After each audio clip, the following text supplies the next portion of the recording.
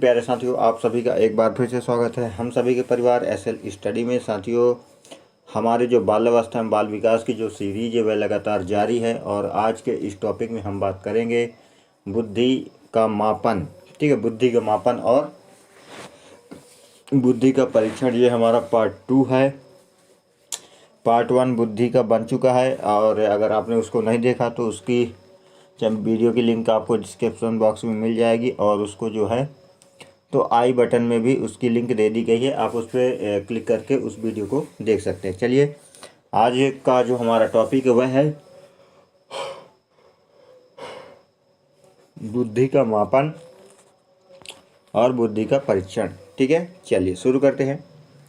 तो प्यारे साथियों, अगर हम बात करें जो बुद्धि मापन है, बुद्धि मापन का सिद्धांत किसने दिया था? आरबी कैटल ने दिया था। कब दिया था? 1890 में दिया था। ठीक है, और इसका जो बुद्धि मापन का जो परीक्षण है, देखिए बुद्धि मापन का सिद्धांत किसने दिया? कैटल ने दिया 1890 में।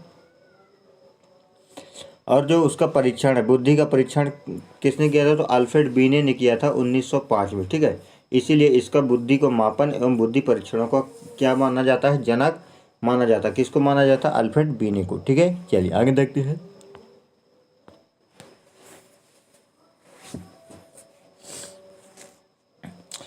यहाँ पे अगर हम बात करें कि बुद्धि का मापन, बुद्धि के मापन को 3 भागों में बांटा गया है। ठीक है,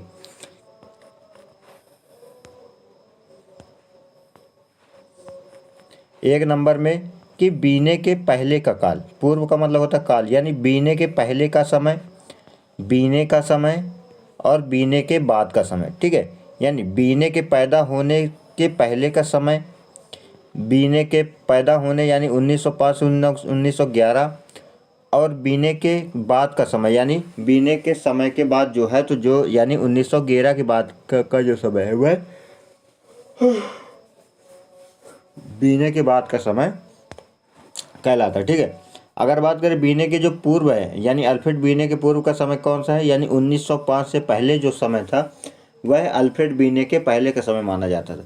तो इस समय जो बुद्धि का मापन किसके आधार पर किया जाता था? शरीर की रचना के आधार पर। अगर जिस व्यक्ति का शरीर बढ़िया है, शारीरिक बनावट बढ़िया है, शारीरिक आकार बढ़िया है, तो उसका जो बुद्धि है वह बहुत ही बुद्धि जो कौशल है वह उच्च होगा। ठीक है, तो इसको जो है तो अवैज्ञानिक काल माना गया। ठीक है, अगर बात करें बीने का जो समय था, बीने का समय था 1905 से लेकर 1911 के बीच। ठीक है, इसका जो आधार था, बुद्धि मापन का आधार था मानसिक आयु। ठीक है, और इस शब्द का सर्वप्रथम प्रयोग बीने ने किया था। कब किया था? 1908 में। यानी किसका? मानसिक आयु। मानसिक आयु का सर्वप्रथम जो मानसिक आयु शब्द है इसका सबसे पहले प्रयोग किया था अल्फ्रेड बीने ने 1908 में। ठीक है, इसे जो है तो वैज्ञानिक काल माना जाता था। फिर बात करें बीने के बाद का जो समय था, बीने के बाद का जो समय यानी 1911 के बाद, तो इसमें जो बुद्धि मापन का आधार था, बुद्धि मापन का आधार क्या था? बुद्धि लब्धि थी। बुद्धि लब्धि जो है यानी बुद्धि की जो उपलब्धि है वह क्या था? बुद्धि का मापन का आधार था। इसको जो है तो आधुनिक काल माना जाता। ठीक है, इसमें जो बुद्धि के मापन का जो सूत्र था वह क्या था? MC/CA गुणे 100। ठीक है, जो इसका मापन का आधार था।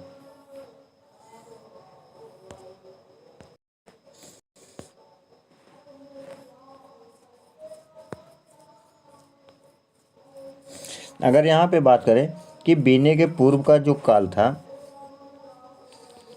बीने के पूर्व का जो काल था वह अवैज्ञानिक प्रारंभिक काल और बुद्धि मापन का आधार। देखिए, बीने के जो पूर्व का समय यानी 1905 से पहले जो समय था वह बुद्धि का मापन शारीरिक रचना के आधार पर होता था। और इस शारीरिक रचना के जो कौन थे सैद्धांतिक थे? लेवेस्टर, वेबर, गिलफोर्ड, गिलबर्ट और कैटल। यानी ये जो मनोवैज्ञानिक थे यह किस पर जोर देते थे?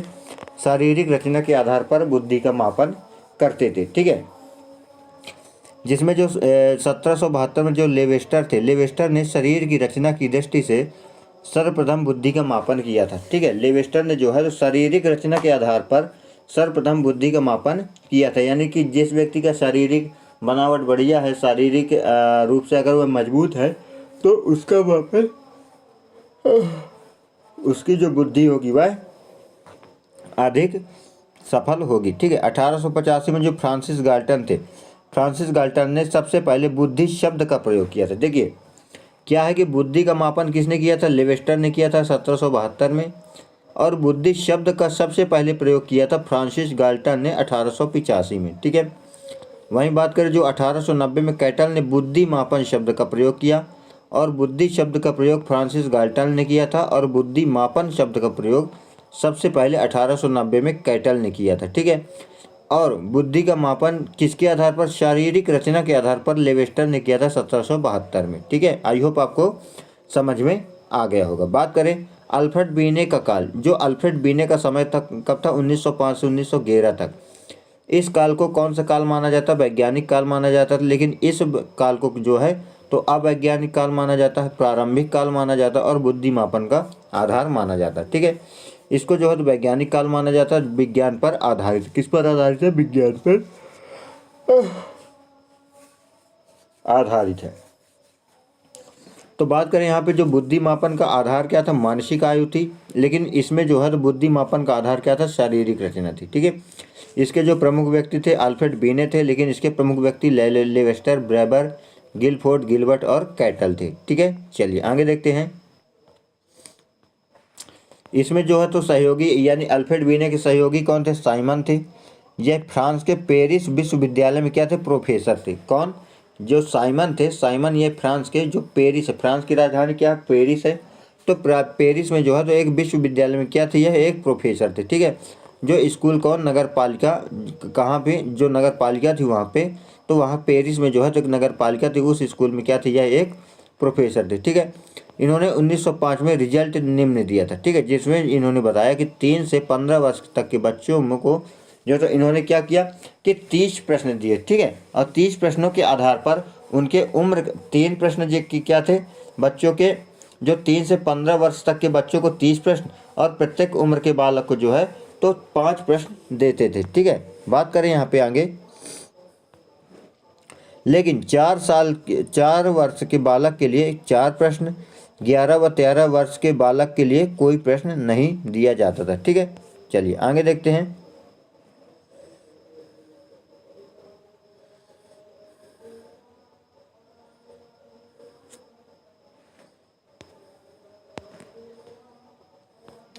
यहाँ पे बात करें कि शाब्दिक व्यक्तित्व शिक्षित के लिए। ठीक है, तो इसमें जो है तो जो शाब्दिक व्यक्तित्व है, ठीक है, जो शाब्दिक व्यक्तित्व था वह किन के लिए था, शिक्षित के लिए। ठीक है, जो शिक्षित व्यक्ति थे उनके लिए कौन सा व्यक्तित्व था, शाब्दिक व्यक्तित्व कहलाता था। ठीक है, इसका जो प्रथम संशोधन हुआ था, प्रथम संशोधन 1908 में हुआ था, जिसमें 3 से 11 वर्ष के जो बालक थे उनके लिए 59 प्रश्न, और दूसरा संशोधन हुआ था 1911 में। ठीक है, जो 3 से 16 वर्ष के बच्चों के लिए जो है तो 54 प्रश्न जो है उनका निर्माण किया गया। ठीक है, इस परीक्षण को बुद्धि मापन का आधार कहा जाता है, वैज्ञानिकता पर आधारित मान्य नहीं हुआ। लेकिन ये जो मापन था इसको जो है तो बुद्धि मापन का आधार तो माना जाता है, लेकिन यह जो है तो वैज्ञानिक पर आधारित नहीं हुआ। ठीक है, यानी इसको जो है तो मान्यता नहीं दी गई कि ये वैज्ञानिक पर आधारित है। ठीक है, चलिए आगे देखते हैं।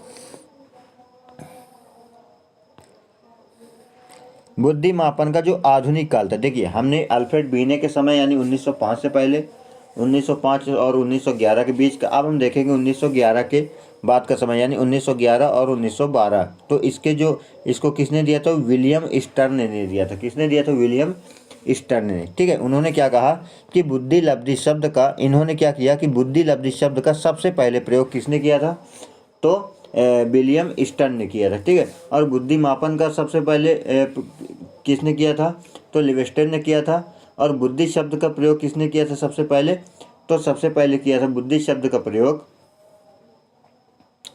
जो है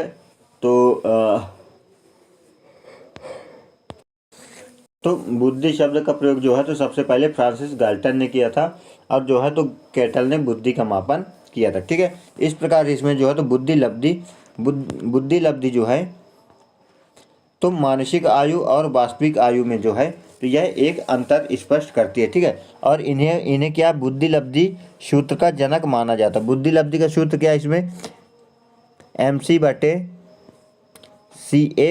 गुणे 100। ठीक है, यह क्या है, बुद्धि लब्धि का सूत्र है। ठीक है, इसको जो है तो हम IQ बोलते हैं। ठीक है, चलिए आगे देखते हैं। यहाँ पे जो है तो बुद्धि परीक्षणों के प्रकार, यहाँ पे जो बुद्धि का परीक्षण किया जाता है, जो दिमाग का परीक्षण किया जाता है, वह कितने प्रकार से किया जाता है, तो यह 2 प्रकार से किया जाता है। ठीक है, एक व्यक्तिगत बुद्धि परीक्षण जिसमें केवल एक ही व्यक्ति होता है, और एक सामूहिक बुद्धि परीक्षण जिसमें 2 व्यक्ति होते हैं। ठीक है, जो व्यक्तिगत बुद्धि परीक्षण यानी पर्सनल जो IQ टेस्ट है, इसमें जो है तो दो आधारित के होते हैं, एक शाब्दिक यानी वाचिक आधारित, और दूसरा अशाब्दिक यानी क्रियात्मक आधारित। ठीक है, जो है तो शाब्दिक यानी वाचिक में क्या होता है, शाब्दिक वाचिक में जो है तो बिने साइमन बुद्धि परीक्षण और स्टैनफोर्ड बिन बुद्धि परीक्षण, इसको 2 नामों से जाना जाता है। पहला क्या है, बिने साइमन बुद्धि परीक्षण, और दूसरा स्टैनफोर्ड बिन बुद्धि परीक्षण। ठीक है, यह किस में आता है, यह शाब्दिक और वाचिक में आता है। ठीक है, बात करें आगे।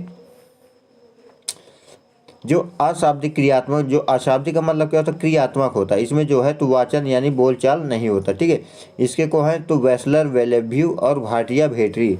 ठीक है, जो भाटिया भेटरी है इसके जो है तो प्रवर्तक है। ठीक है, और जो शाब्दिक यानी वाचिक के कौन है, बिने साइमन बुद्धि परीक्षण और स्टैनफोर्ड बिन बुद्धि परीक्षण। ठीक है, वहीं अगर हम बात करें सामूहिक बुद्धि परीक्षण यानी एक साथ जो है तो कई व्यक्तियों का सामूहिक क्या है बुद्धि परीक्षण किया जा सकता है। ठीक है, इसके भी 2 प्रकार है, पहला है शाब्दिक और दूसरा अशाब्दिक। ठीक है, बात करें आगे।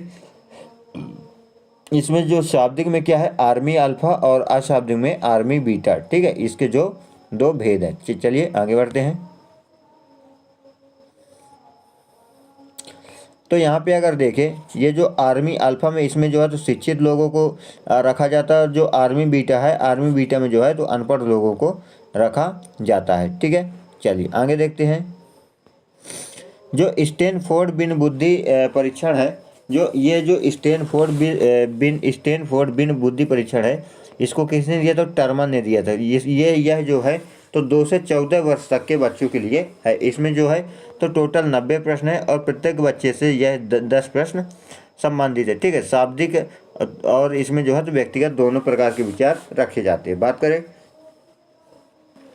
तो टर्मन क्या था, टर्मन जो है तो बुद्धि लब्धि का सूत्र का आंकिक निरूपण किया।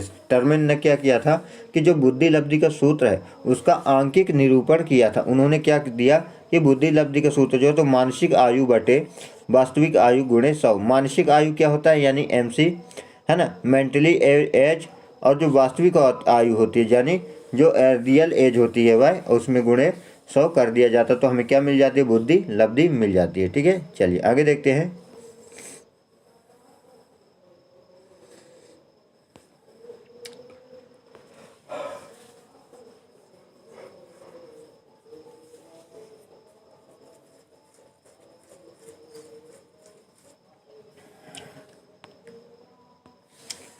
यहाँ पे अगर हम बात करें कि बुद्धि और लब्धि है ना, यानी बुद्धि की उपलब्धि, तो बुद्धि की उपलब्धि का स्तर, यहाँ पे लब्धि का मतलब होता है उपलब्धि।